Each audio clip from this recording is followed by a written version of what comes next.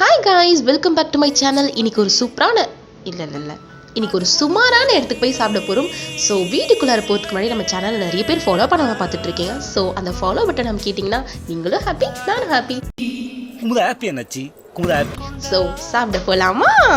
So எங்கே போய் சாப்பிட்டேன்னு லாஸ்ட்டாக சொல்கிறேன். வீடியோவை கண்டினியூவாக லாஸ்ட் வரைக்கும் பாருங்கள்.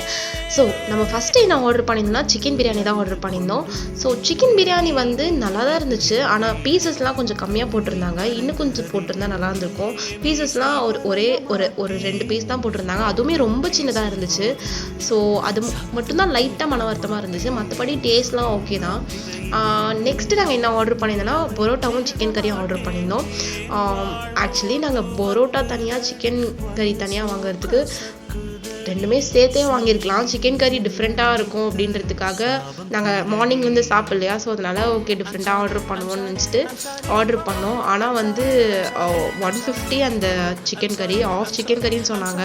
பட் 2 பீஸ் பெரிய பீஸ் போட்டிருந்தாங்க. பட் அதெல்லாம் ஆஃப் சிக்கன் கறி கிடையாது. ஸோ நல்லா தான் இருந்துச்சு. ஒன் டைம் ட்ரை பண்ணலாம். பட் 150 சொல்லிட்டு ஆஃப் சிக்கன் கறி தெரில மேபி, ஆனால் சிக்கன் சாஃப்டாக இருந்துச்சு. ஸோ இதுதான் வந்து மெனு.